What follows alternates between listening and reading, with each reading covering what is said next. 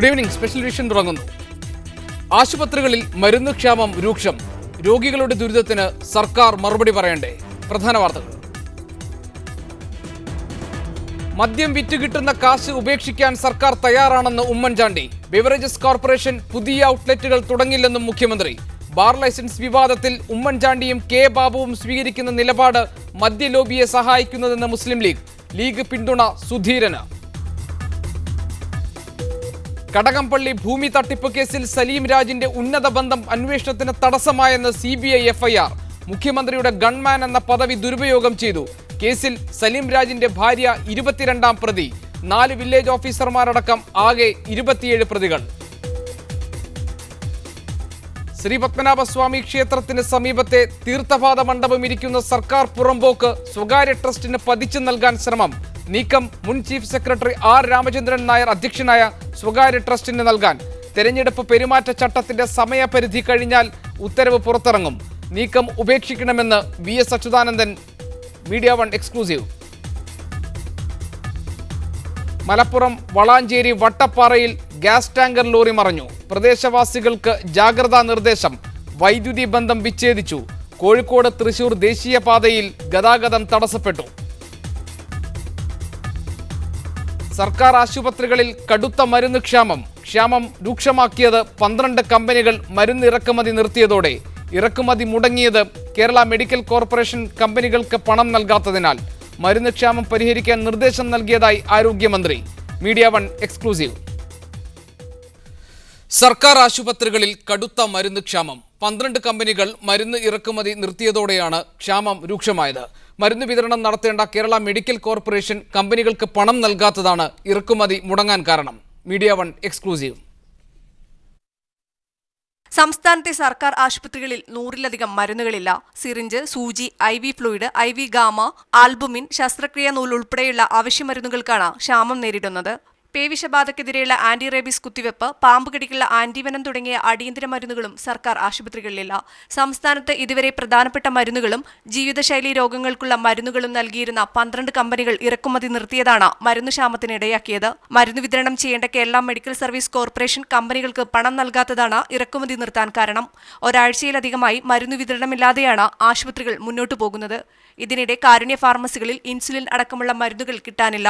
ഇവിടേക്ക് മരുന്നുകൾ നൽകിയിരുന്ന 6 കമ്പനികളും പണം നൽകാത്തതിന്റെ പേരിൽ ഇറക്കുമതി നിർത്തിയിരിക്കുകയാണ്. നേരത്തെ ടെൻഡറിൽ അപാകതയുണ്ടായതിനെ തുടർന്ന് വീണ്ടും ടെൻഡർ വിളിച്ചെങ്കിലും മരുന്ന് വിതരണത്തിന് നടപടിയായില്ല. കോർപ്പറേഷന്റെ ഭാഗത്തു നിന്നുള്ള അപാകതകൾ പരിഹരിക്കാൻ ആരോഗ്യ സെക്രട്ടറിയോ ആരോഗ്യമന്ത്രിയോ ഇതുവരെ നടപടിയെടുത്തിട്ടില്ല. സഫീറ മഠത്തിലകത്ത്, മീഡിയ 1 തിരുവനന്തപുരം. സംസ്ഥാനത്തെ സർക്കാർ ആശുപത്രികളിലെ മരുന്ന് ക്ഷാമം പരിഹരിക്കുമെന്ന് ആരോഗ്യമന്ത്രി. കാരുണ്യ ഫാർമസികൾ വഴി മരുന്നിന്റെ കുറവ് നികത്താൻ ആരോഗ്യ സെക്രട്ടറിക്കും കേരള മെഡിക്കൽ സർവീസ് കോർപ്പറേഷൻ MDക്കും നിർദ്ദേശം നൽകിയിട്ടുണ്ട്. റീടെൻഡർ നടപടികൾ ഉടൻ വേണമെന്നും ആരോഗ്യമന്ത്രിയുടെ നേതൃത്വത്തിൽ ചേർന്ന ഉന്നതതല യോഗത്തിൽ തീരുമാനമായിട്ടുണ്ട്. ഈ വിഷയം ചർച്ച ചെയ്യുന്നു സ്പെഷ്യൽ എഡിഷൻ. ഇന്ന് വിശദമായി നമ്മോടൊപ്പം IMAയുടെ മുൻ പ്രസിഡന്റ് ഡോക്ടർ മാർത്താണ്ഡൻ പിള്ള തിരുവനന്തപുരത്ത് നിന്നുണ്ട്. ഒപ്പം തന്നെ CPI MLA VS സുനിൽകുമാർ തൃശ്ശൂരിൽ നിന്ന്, ലീഗ് MLA കെ കുട്ടി അഹമ്മദ് കുട്ടിയെ ലീഗ് മുൻ MLA കെ കുട്ടി അഹമ്മദ് കുട്ടിയെ ടെലിഫോൺ ലൈനിൽ പ്രതീക്ഷിക്കുന്നു. ഒപ്പം തന്നെ മുൻ ആരോഗ്യമന്ത്രി അഡ്വക്കേറ്റ് P. ശങ്കരനെയും ടെലിഫോൺ ലൈനിൽ പ്രതീക്ഷിക്കുന്നുണ്ട്.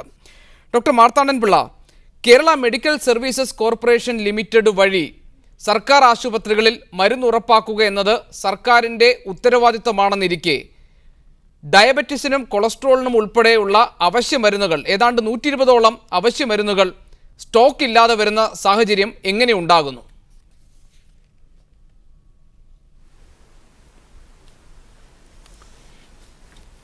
ഈ സർക്കാർ ഈ ഗവൺമെൻറ് ഈ ഫാർമസി വഴി മരുന്ന് നൽകാൻ തുടങ്ങിയത് തന്നെ ഒരു നല്ല കാര്യമായിട്ടാണ് നമ്മൾ കാണേണ്ടത്. കാരണം 2009 ഈ മരുന്നിനും ചികിത്സയ്ക്കും വേണ്ടി സർക്കാർ ചെലവാക്കിയ തുക ഏകദേശം 134 കോടി ആയിരുന്നു. പക്ഷേ ഇപ്പോൾ 2013-14 കാലഘട്ടമായപ്പോൾ ഏകദേശം 287 കോടി രൂപയാണ് മരുന്നിനും ബാക്കിയുള്ള ചികിത്സാ ചെലവിനും വേണ്ടിയിട്ട് സർക്കാർ ചെലവാക്കിക്കൊണ്ടിരിക്കുന്നത്. അത് നോക്കുമ്പോൾ ഗണ്യമായിട്ടുള്ള ഒരു പുരോഗമനമുണ്ടെന്ന് തന്നെ നമ്മൾ കരുതേണ്ടതുണ്ട്. കാരണം പൊതുവേ നമ്മൾ നോക്കുമ്പോൾ ചികിത്സയുടെ ചെലവിൻ്റെ ഏകദേശം 67-70% വരെ സ്വന്തം പോക്കറ്റിൽ നിന്നാണ് ജനങ്ങൾ ചിലവാക്കിക്കൊണ്ടിരിക്കുന്നത്. അത് ഓൾ ഇന്ത്യ തലത്തിൽ തന്നെ അങ്ങനെ തന്നെയാണ്. അപ്പോൾ ഈ ചെലവ് കൊണ്ട് തന്നെ ഏകദേശം പ്രതിവർഷം 4% ആളുകൾ ഈ പറയുന്ന പോലെ ബിലോ പോവർട്ടി ലൈനിലേക്ക് തള്ളപ്പെടുന്നു എന്നുള്ളതാണ് പഠനങ്ങൾ സൂചിപ്പിക്കുന്നത്. കേരള ഗവൺമെൻറ് തന്നെ ഈ പദ്ധതി നടപ്പാക്കുന്നതിന് മുമ്പേ ജീവൻ രക്ഷാ മരുന്നുകളുടെ ലിസ്റ്റ് തന്നെ ഉണ്ടാക്കിയിട്ടുണ്ട്. ഓൾ ഇന്ത്യ തലത്തിൽ 250 പരം മരുന്നുകൾ ജീവൻ രക്ഷാ മരുന്നെന്ന് കരുതപ്പെടുമ്പോൾ 160 മരുന്നുകൾ കേരള സർക്കാർ ഹെൽത്ത് ഡിപ്പാർട്ട്മെൻറ്റ് ജീവൻ രക്ഷാ മരുന്നുകളെന്ന് ഐഡൻറ്റിഫൈ ചെയ്യും. ആ മരുന്നുകളുടെ നല്ലൊരു ശതമാനം ഈ പറയുന്ന ഗവൺമെൻറ് പ്രൈമറി ഹെൽത്ത് സെൻ്ററിലും കമ്മ്യൂണിറ്റി ഹെൽത്ത് സെൻ്ററിലും ഡിസ്ട്രിക്റ്റ് ആശുപത്രി വഴി നൽകാനുള്ള നടപടികൾ എടുത്തിട്ടുണ്ട്. 160 മരുന്നുകൾ ഉണ്ടെങ്കിൽ പോലും അതിലെ ഒരു 67 തൊട്ട് 80% വരെയുള്ള മരുന്നുകൾ പലപ്പോഴും ലഭ്യമാണെന്നുള്ളതാണ് പഠനങ്ങൾ കാണിക്കുന്നത്. പിന്നെ മരുന്ന് തീർന്നു പോയാൽ അത് വീണ്ടും ലഭ്യമാക്കാൻ കുറച്ച് താമസം വരുന്നു എന്നുള്ളത് പല പഠനങ്ങൾ സൂചിപ്പിക്കുന്നുണ്ട്. ചിലപ്പോൾ 30 ദിവസം വരെ താമസം വരുന്നതായിട്ടും കാണുന്നുണ്ട്. പ്രത്യേകിച്ചും മലപ്പുറത്തും വയനാട് ഡിസ്ട്രിക്റ്റുകളൊക്കെ ഏകദേശം ഒരു 3 മാസം വരെയെങ്കിലും 30 ദിവസം തൊട്ട് 3 മാസം വരെയെങ്കിലും താമസം വരുന്നു എന്നുള്ളത് കാണുന്നുണ്ട്. എന്നാലും മിക്കവാറും വേണ്ട മരുന്നുകൾ അതിൻ്റെ ഒരു 60% വരെ ഈ 3 തലത്തിലും ലഭ്യമാണെന്നുള്ളതാണ്. ഈ പ്രൈമറി ഹെൽത്ത് സെൻ്ററിൽ ആണ് ഏറ്റവും കുറവ് മരുന്നുകൾ ഉപയോഗിക്കാൻ വേണ്ടി വാങ്ങിച്ചു വയ്ക്കുന്നത്. 72 മരുന്നുകൾ പ്രൈമറി ഹെൽത്ത് സെൻ്ററിൽ വാങ്ങിച്ചു വയ്ക്കുകയും 132 മരുന്നുകൾ കമ്മ്യൂണിറ്റി സെൻ്ററിലും ഏകദേശം 160 മരുന്നുകൾ ഡിസ്ട്രിക്റ്റ് ആശുപത്രിയിലും ലഭ്യമാണെന്നുള്ളതാണ്. കാലാകാലങ്ങളുള്ള മാറ്റങ്ങൾ കൊണ്ട് ചിലപ്പോൾ ചില മരുന്നുകൾ കിട്ടാതെ വരുന്ന സാഹചര്യങ്ങളുണ്ടെന്നുള്ളത് ശരി തന്നെയാണ്. അത് നമ്മുടെ ഈ KMSCL അവരുടെ കാര്യക്ഷമത വർദ്ധിപ്പിക്കേണ്ടത് തീർച്ചയായിട്ടും ആവശ്യം തന്നെയാണ്. പണം ലഭ്യത കുറവുണ്ടെന്നുണ്ടെങ്കിൽ പോലും ഇവരുടെ കാര്യക്ഷമത വർദ്ധിപ്പിക്കേണ്ടത് ആവശ്യം തന്നെയാണ്. ഡോക്ടർ മാർത്താണ്ഡൻ പിള്ള, കൊളസ്ട്രോളിന്, ഡയബറ്റീസിന് ആൽബുമിൻ, അതുപോലെ തന്നെ സിറിഞ്ച്, സൂചി, ശസ്ത്രക്രിയയ്ക്ക് ആവശ്യമായ നൂല്, IV fluid, anti rabies, anti venom ഇഞ്ചക്ഷന് വേണ്ട മരുന്നുകൾ, ഇതെല്ലാം ഇപ്പോൾ ഒരു ആശുപത്രികളിലും ലഭിക്കാത്ത സാഹചര്യം ഉണ്ടായിട്ടുണ്ട്. നേരത്തെ KMSCLൻ്റെ തന്നെ പ്രൊജക്റ്റായിട്ടുള്ള കാരുണ്യ മെഡിക്കൽ ഷോപ്പുകൾ, അതിലൂടെ ലഭിക്കേണ്ട മരുന്നുകളിൽ പലതും ഇപ്പോൾ ലഭ്യമല്ല. 423 ഐറ്റം മരുന്നുകൾ കാരുണ്യ മെഡിക്കൽ സ്റ്റോറുകളിൽ നിലവിൽ ലഭിക്കുന്നില്ല എന്നാണ് അറിയുന്നത്. ഈ സാഹചര്യം ഉണ്ടായത് സർക്കാരിൻ്റെ കെടുകാര്യസ്ഥത കൊണ്ടല്ലേ?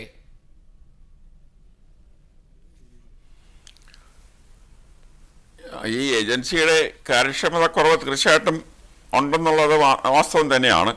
പിന്നെ ഫണ്ടിൻ്റെ ലഭ്യത കുറവ് ഒരു കാരണം തന്നെയാണ്. തുടർച്ചയായിട്ടുള്ള ഫണ്ടിൻ്റെ ലഭ്യതയുടെ കുറവുണ്ട്.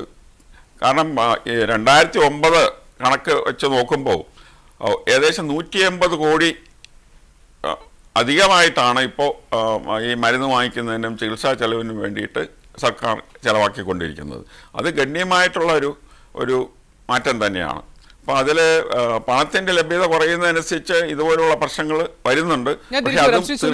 ഫണ്ടിന്റെ ലഭ്യത കുറവ് മരുന്നുകളുടെ ക്ഷാമത്തിന് ഒരു കാരണമാകുന്നുണ്ട് എന്ന് IMAയുടെ മുൻ പ്രസിഡന്റായ പ്രശസ്ത ഡോക്ടർ മാർത്താണ്ഡൻ പിള്ള പറയുന്നു. KMSCLൻ്റെ പ്രവർത്തനം കാര്യക്ഷമമാകാതെ നിൽക്കുന്നുണ്ട് എന്നത് ഈ മരുന്ന് ക്ഷാമത്തിലൂടെ നമുക്ക് വ്യക്തമാണ്.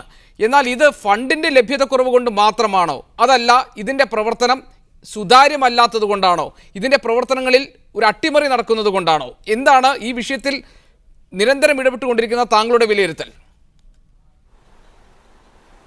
ഞാൻ നേരത്തെ പറഞ്ഞത് സാങ്കേതിക തടസ്സം മൂലം കേൾക്കാൻ കഴിയാത്തതുകൊണ്ടാണ്. ബഹുമാനായ ശ്രീ മാർത്താണ്ഡൻ പിള്ള സാറ് പറഞ്ഞ പല കാര്യങ്ങളും ശരിയാണ്. പക്ഷേ ഫണ്ടിൻ്റെ കുറവുകൊണ്ടൊന്നുമല്ല മരുന്ന് കിട്ടാതിരിക്കുന്നത്. ഇവിടെ ജനുവരി മാസത്തിൽ തന്നെ ഇത് ഇങ്ങനെ സംഭവിക്കാൻ പോകുന്നു എന്ന കാര്യം ഞങ്ങൾക്ക് എല്ലാവർക്കും അറിയാമായിരുന്നു.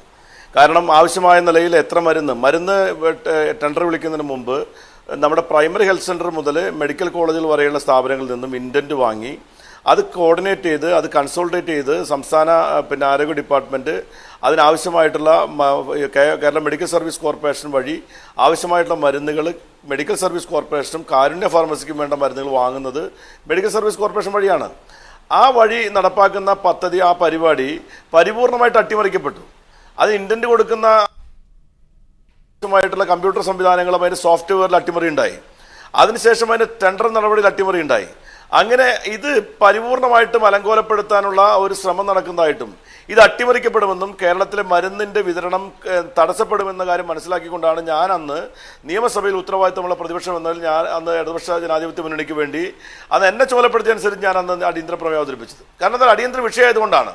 പക്ഷേ ഗവൺമെന്റ് വളരെ ലാഘവത്തോടുകൂടി ഇത് കാണുകയും അത് പ്രതിപക്ഷം വെറുതെ ആരോപണം ഉന്നയിക്കുന്നതാണ് എന്ന നിലയിലുള്ള മറുപടിയാണെന്ന് മന്ത്രി പറഞ്ഞത്. ഇപ്പൊ ഞങ്ങൾ പറഞ്ഞ കാര്യം വളരെ ശക്തമായി ശരിയാണെന്ന് വന്നിരിക്കുകയാണ്. ഇവിടെ ആവശ്യമില്ലാത്ത മരുന്നുകൾ ധാരാളം കെട്ടിക്കിടക്കുകയാണ്.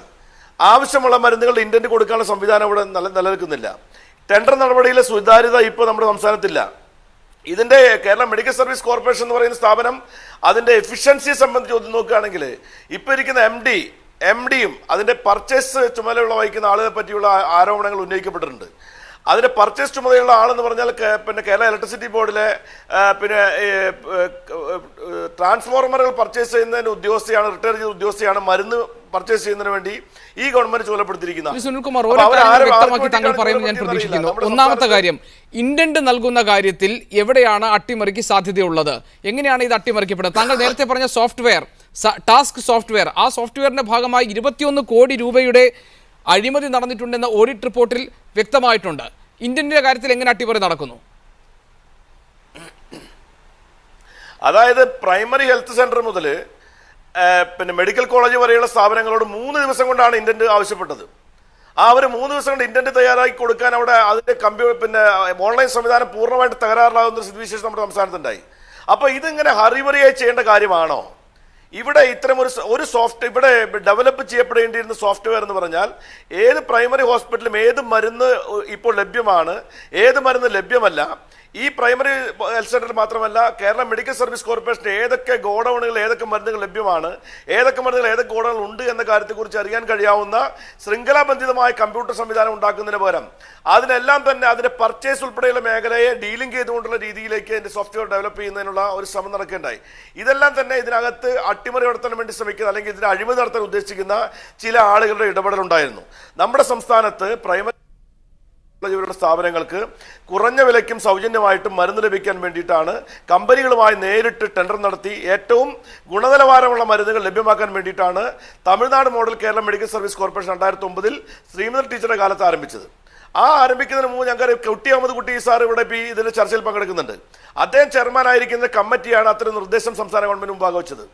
ആ കമ്മിറ്റിയുടെ കൂടെ നിർദ്ദേശം അനുസരിച്ചാണ് ഇവിടെയുള്ള നമ്മുടെ പ്രൈമറി ഹെൽത്ത് സെന്റർ മുതലുള്ള സ്ഥാപനങ്ങളിൽ ഇതിനെ കൊടുക്കാൻ വേണ്ടി തീരുമാനിച്ചത്.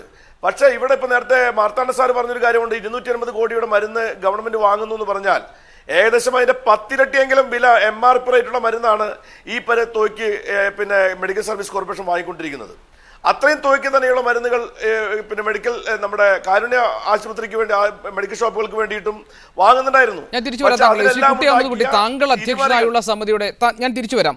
ശ്രീ കുട്ടി അഹമ്മദ് കുട്ടി, താങ്കൾ അധ്യക്ഷനായുള്ള സമിതിയുടെ നിർദ്ദേശപ്രകാരമാണ് KMSCL അതിന്റെ പ്രൊജക്ട് എന്ന നിലയിൽ കാരുണ്യ ഫാർമസി തുടങ്ങുന്നു. ഗുണനിലവാരമുള്ള മരുന്നുകൾ കുറഞ്ഞ വിലയ്ക്ക് ലഭ്യമാക്കാൻ ഉള്ള സംവിധാനം ഒരുക്കുന്നു. ലക്ഷക്കണക്കിന് വരുന്ന പാവപ്പെട്ട നിർധനരായ രോഗികളുടെ അഭയകേന്ദ്രമായി അത് മാറുകയായിരുന്നു.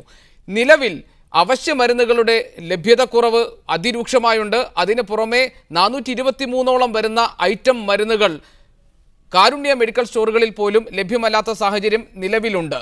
KMSCLന്റെ പ്രവർത്തനങ്ങൾ താളം തെറ്റുന്നതിൻ്റെ, സർക്കാരിൻ്റെ ഇടപെടൽ കുറഞ്ഞു വരുന്നതിൻ്റെ, സുതാര്യത കുറവിൻ്റെ ലക്ഷണമല്ലേ ഇതൊക്കെ?